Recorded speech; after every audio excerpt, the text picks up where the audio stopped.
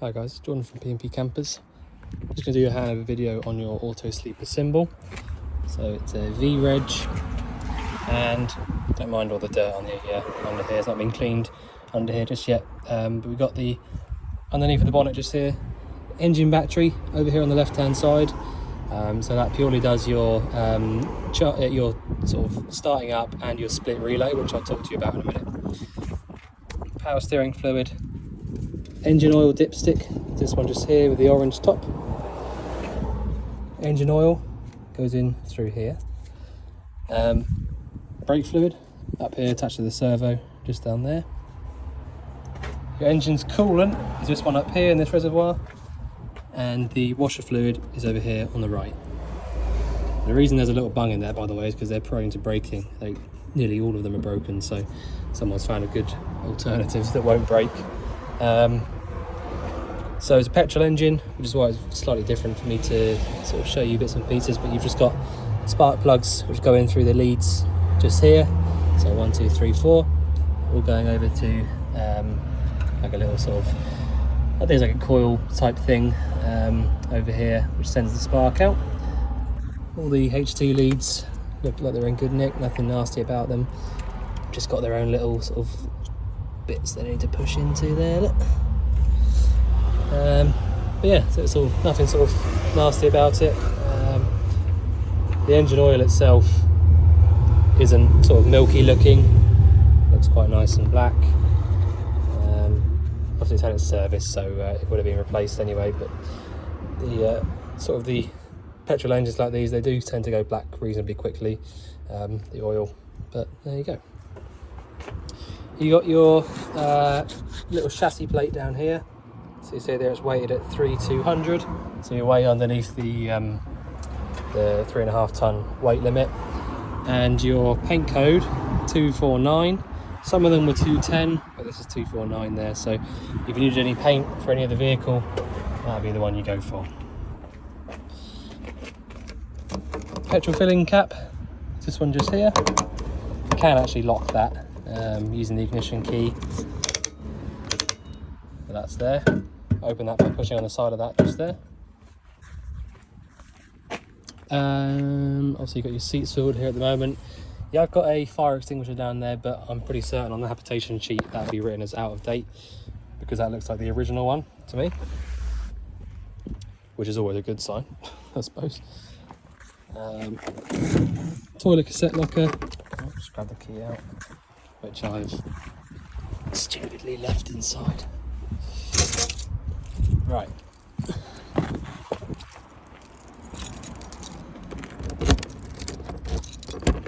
So, cassette locker, nice and simple. You've got on the left here is your flush fluid sort of like level sensor, or well, not sensor, but level meter. And if you just do what I just showed you there, if you want to drain it out, you've just got to literally pull this out, pull down, and then it will just pour out. So if you wanted to drain it out and start from fresh, you can do that from there. Putting it back, just put it back up in there in that little bung, push over. You've also got, when you come to refilling it, this little U-bend type filling point, and that's where your actual flush fluid goes into. You can also, once all of this is drained out, if you are going to drain it out and replace it, once you have drained all of this out and that stops coming out, you can then open up this little bit here, which will just drain out the U-bend. Whatever didn't come out from the main one will come out through that there. So that's all the flush. And the actual toilet cassette itself, push down on this little button there, and then you've got what's called a bench seat toilet. So you've got the bigger sized cassette. And so all you really need to know is that you empty it out from here. Obviously you take it out before you empty it. Empty it out from here, and then when you have emptied it completely out, your blue fluid goes back inside here, and you can do about a capful into there, give it a little swish about, and then put it back. When you're emptying, you need to remember to hold down the little yellow button there at the back whilst you're doing it, which is like a air pressure release valve, and you'll find that it will help you out a lot. But that's about it really. Just push that all the way back in like that till it's sort of home like that, and that's it. push that back in, and then once you've got that there, you can use this Thetford key just to turn it and take the key out. And then you can't push that button in, which means you can't open the door. Right, it's a little bit tight for space around here today, so I'm going to have to go around the back. I'll start on this off side now. So, freshwater inlet is this one just here. So not to be confused with the fuel filling point, please, because I have seen it before, and it's not an easy job or a cheap job to fix that once you've done that. Either way around, water in the petrol or petrol in the water, not good. So try to make sure that you don't do either of those. Underneath, obviously, you've got your exhaust, which looks reasonably new actually. You've got your what we got? That looks like a. Let me get underneath a second. So, I didn't actually do the hab check on this one, so I'm just making sure that I'm not going to be making anything up. Okay, so freshwater goes in over there. So I believe this one here will be your freshwater drain. That one there, look. And this other pipe here, which comes across from this tank just at the back, should be your wastewater drain, which is hung up just there. So yeah, that's the waste. So if we empty that out, that'll come out there like that.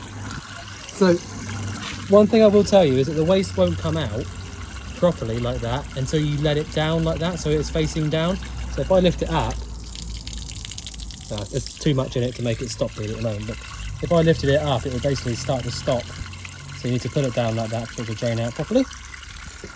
But yeah, that's about it really. So, draining out the waste. It's nice and clean wastewater, it's not horrible old waste, it's just from where we've been testing it. Boiler vent, so this is your Cascade 2 boiler vent. Really reliable little boilers, these ones, Carver. So you've got, all you need to know really, I'll show you how to use it properly on the inside. But if you want to empty this out, which you would only really do when it gets really cold outside, if you're not going to use the van and it's going to get to like 0 degrees, you'd empty this out. Just literally slowly undo this little big flathead screwdriver in there, slowly unscrew that until it comes out, and then it will just drain out the water that's inside of it. There is a little rubber seal on the end of it. When you take it out, you'll see a little rubber seal. Make sure that you, if you can, just keep that lubricated with something, so that when you put it back in, it won't leak, because they do get quite dry. So. Hookup point is this one just here. So if you had access to a hookup cable, I would always advise using it. So your charger will turn straight on if you use that. It just makes life a lot easier. You get access to all of your 240 volt sockets, charger, everything really. So turn that on if you can, plug it in, if you can. And these two vents just here are for your fridge. So if you had the gas lit up on the fridge, you should be able to feel a little bit of warm air coming out through the top just here, which I currently can. And yeah, so that's you shouldn't have to get into those for any reason really. It's only really for us sort of testing and cleaning things out and all that. Right, so I know that you have been sent a picture of the table situation, which just showing you where they are and all that kind of thing, or how they work, sorry. But I will just point out to you where they go. So you've got one table that sits down the back of this bed just here, which you do need to pull the bed forward a little bit, just by pushing that lever to the left and pulling it out, so that you can pull that out. But yeah, so that's where the big table was in there. And then you've also got the 2 poles and the smaller table that sits inside this wardrobe. So I just thought I'd point out to you where that all was, so that you don't sort of miss them. You can sometimes put them up here, so actually I probably will do that, because that'd be a bit of a better place than, I didn't really like leaving them in there. I don't want to make a racket whilst you're driving. So I'll put them up there.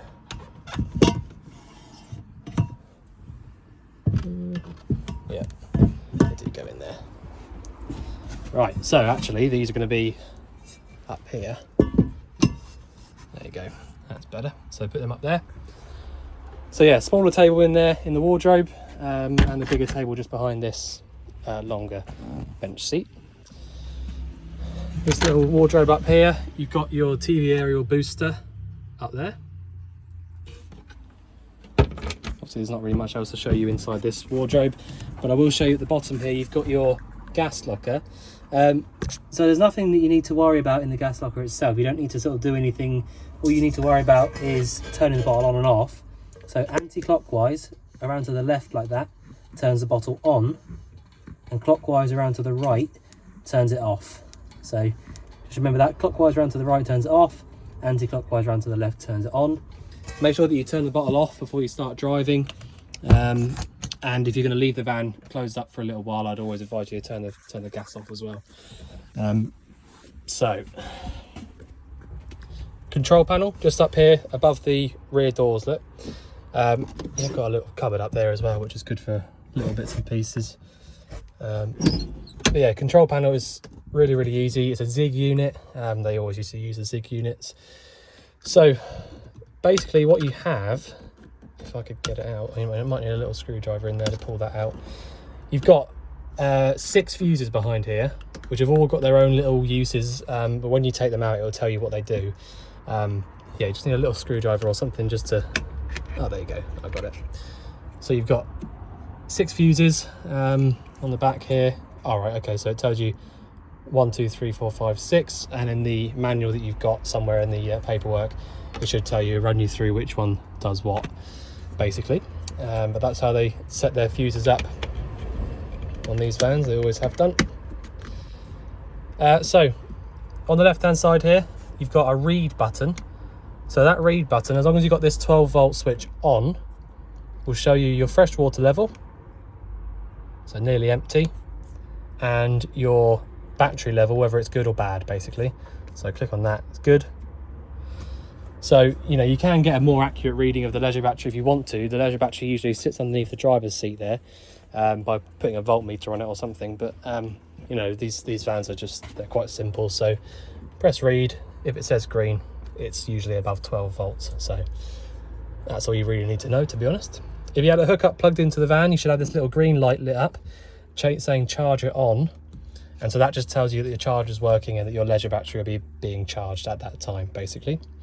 It'll also mean that you can just have a little look at that, and then that'll tell you whether or not your 3-point sockets will work. 3-pin sockets, sorry. So these ones here, they won't work unless your 240 volt hookup is plugged in. And the last one is just the pump switch. So I turn that on. Once I've turned that on, I can then drag the water through the taps. And, you know, you don't get sort of pressure at the taps like you would do at home. It's not, you know, you don't have proper pressure like that. It is just a small pump that's making this whole thing work, but you know, they're plenty powerful enough for what you need it for. And once there's a little bit more water in the system as well, it will come through more powerful. But that's that. Once you finish with the pump, just switch it off. When you have a bit more water in the tank, it will turn itself off, but you know, it's always just good practice to turn the switch off when you finish with it anyway. I tend to say that on most of the handover videos, just because if for whatever reason it's really quiet and you can't hear that it's still running, if you leave it on for hours and hours and hours, one, it will just drain your battery out, but also it will just burn itself out and you'll need to replace it. So just make sure, just turn it off. It's just good practice, basically. Right, so I was going to say run you through the thing that I'd normally say about filling the boiler up, but because you've got a Carver boiler, the only way to drain them out is by that nut on the outside. So if you have drained out that point on the outside, before you turn it back on again, like I'll show you how to do in a minute, you will need to turn your pump on and just drag the hot water through there until it starts coming back through the tap again. Because when you first, if you've just drained it out and then put the plug back in again, if you want to fill it up, it won't come through the hot tap until it's full, if that makes sense. So when the water starts coming through again, you'll know that the boiler's filled itself back up. So yeah, simple as that really. Various little cupboards and bits and pieces around here. These ones are actually pretty decent size. They go back a fair way. And the ones at the top, obviously, bigger. I just want to show you as well, this is typical for Autosleeper to do. These little sort of like hinge catches. I'll just show you how they work. So well, you get it when you try it yourself, but literally just when it's up like this, push up a little bit further and it drops out and allows you to shut it. But so when you go up, drops in, drops out. Easy as that. Once you've got your 12-volt switch on, anything like lights, ignition on the fridge, for example, all that sort of stuff, that will just come to life. That's all that there. As well as, if you did have a TV that you wanted to put on here, which is what this kind of setup here is for, this little 12-volt socket here will work as well once you've turned that 12-volt power on. The reason I say that this is where you put your telly is because you've actually got, what Autosleeper have done is they've put a 240-volt socket here. If you've got a 240-volt telly you need to plug in, you do it there. If you've got a 12-volt TV, you plug it in there. And your aerial point is this one here. So your aerial booster, like I showed you in here, is actually directly linked up to this. So it's all just here inside this cupboard, and you can rest your telly on here. So really it's the place to put it, in my opinion. Obviously you've got various windows around the van. All of the blinds are exactly the same, so I'll just show you this one here. So you've got that there that just links up on these two. If I pull this out, it's a bit awkward with one hand, but if you see there, it's now gone underneath this one. If I do the same with this one, it will drop down.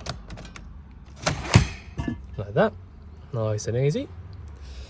The window itself is also really easy. You just literally need to push on these little buttons here to get them to open up. Once you've done it, open it wherever you want it, and then just tighten this little bit down. And that'll stay open. Loosen it off. And then close those back over. I will say as well, I see it all the time when people close these over and then tighten this up really tight. You don't need to do that for any reason, because once these are closed, you do not need to tighten this up. I've seen it so many times when they get tightened up and then, you know, somebody go to open it and think, oh, it's just really stiff, whereas actually this has just been tightened up really far, and then these just snap. When you try and push this out and this is too tight, it will just snap. So you don't need to tighten these up if you've got these locked in. All right. I just thought I'd point that out because I see it a lot of the time. So, right. So down here we've got a couple of bits I want to show you as well. So if you did have a hookup cable plugged into the vehicle, you got these little 240-volt trip switches over here. So if you plugged something dodgy into one of the 240-volt sockets, and it should trip from in here, so just keep your eye on that. And you've also got these two over here, battery charger, so you can leave that one how it is, you can just leave that one on. So basically what that will do is when you plug your hookup into the van, if this switch is on like it is now, it will just automatically start charging up your battery. So you can just leave that one on all the time. Whereas the one on the right, you need to make sure that you switch that one off before you plug a hookup into the vehicle. Because if you plugged a hookup into the van, if that was left how it was, just there in the on position, the water heater would just start going straight away, whether there's water in it or not. All right. So you need to make sure that you switch that off before you know, unless you want to actually use it, make sure that's in the off position. So that's about it for in there. You've got some gas isolators in here. So if you see this little diagram just here, it tells you which way is on and which way is off. So you just literally turn them 90 degrees to isolate whichever one it says you're isolating. So you see there, it says it on the side of them, cooker, heater, all of that. So if you wanted to isolate any of the gas appliances from their gas supply, then you can do, it's not a problem. And whilst I'm down here, I might as well show you the fridge. So at the moment, we're over here on the gas, and it's a little bit difficult to see because I know it's not gone up into the green, but these things are quite temperamental. Like I've showed you on the outside, if you put your hand over that little vent there, you should feel a little bit of hot air coming out through it. If you can feel that warm air coming out through it, it means that your gas is lit, because the flame is literally going up the back of it and coming out that little gap that I showed you. So that's the most sort of accurate way of checking that it's actually lit. So that's there. You basically go down to gas and then push in on this one here whilst pressing on the igniter, and then it will light up basically. And then once that's on, if you turned it off, you could see it. I don't know if you saw it on the video there, but it jumped back a little bit. So it is working, but I'm just, you know, we actually fitted this one just new, I mean, you know, a few hours ago, and it's already, I don't know, they're quite temperamental.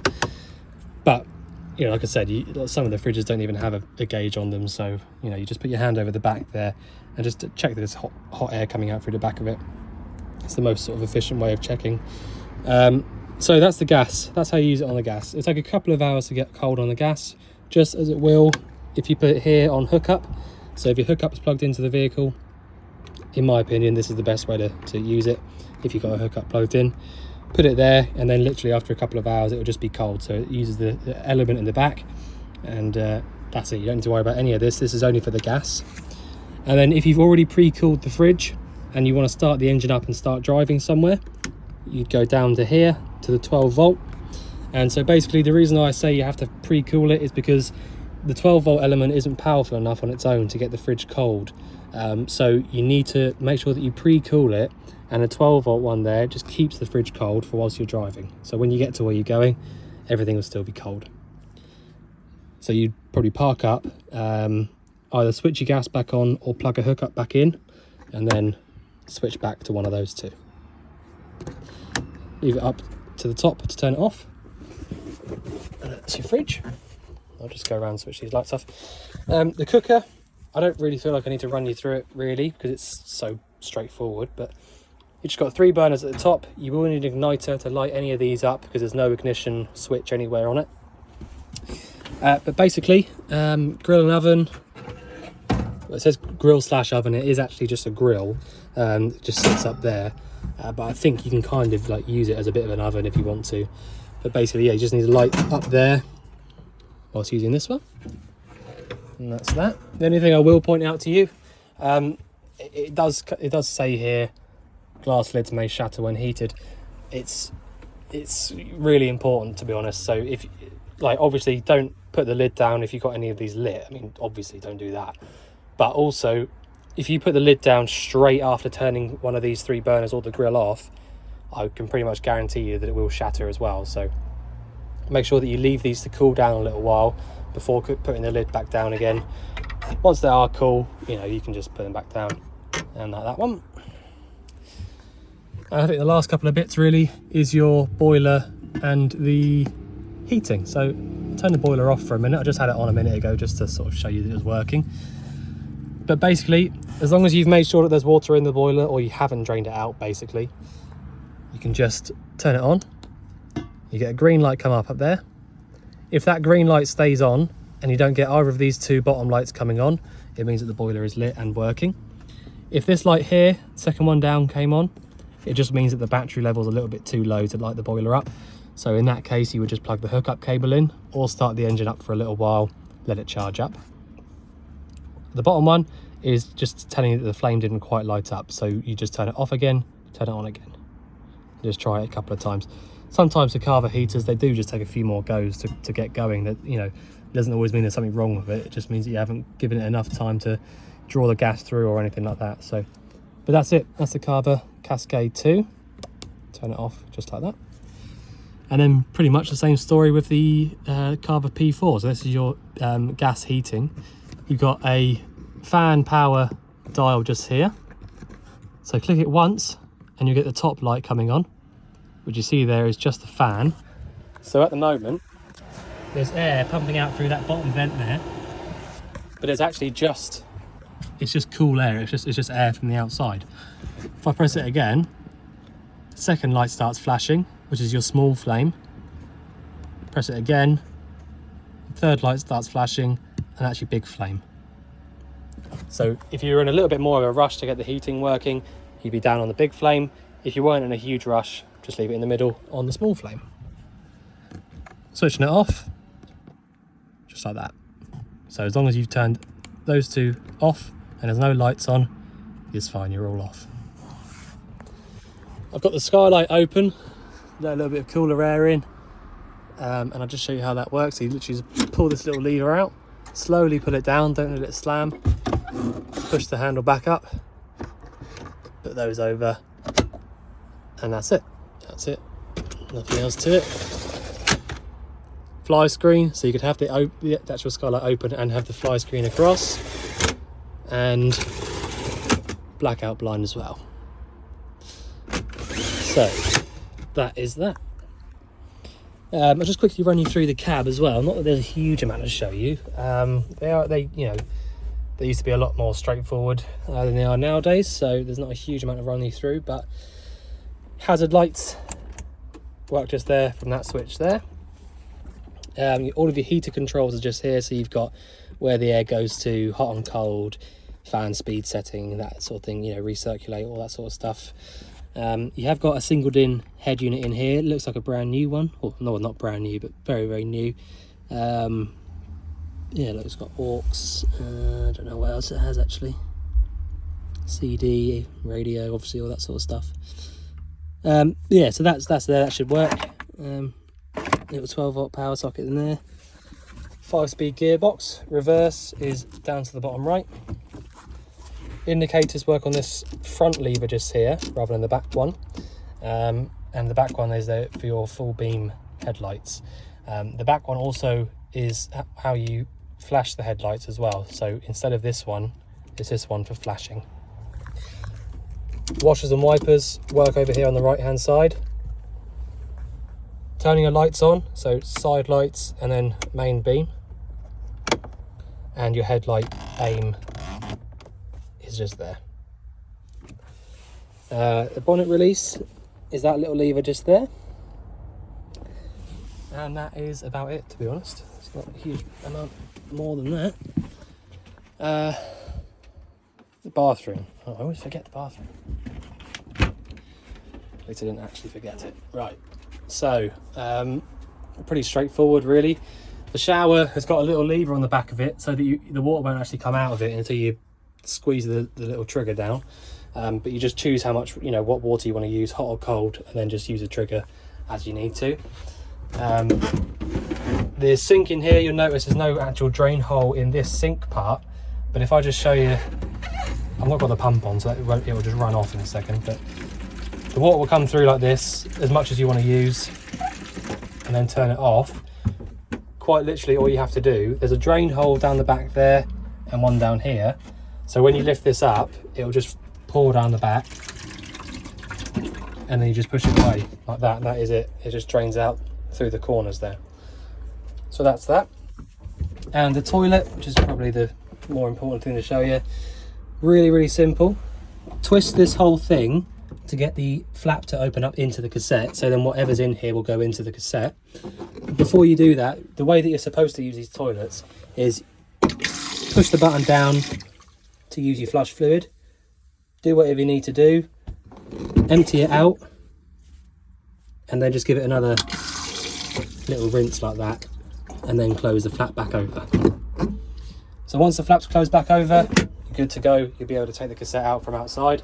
If you don't close that flap back over, the cassette will be locked in place even from the outside, so you will not be able to take it out without breaking it. So it's really important that you close that back over. But yeah, other than that, you've got a little bit of storage up there and a skylight at the top, as well as a light, so the light comes on just there.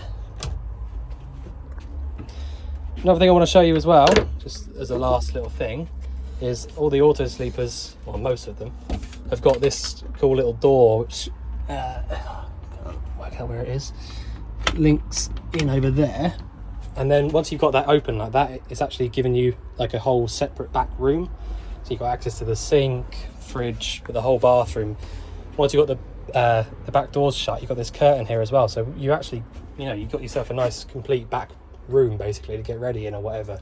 So once you've undone that there, it all just folds back together like that,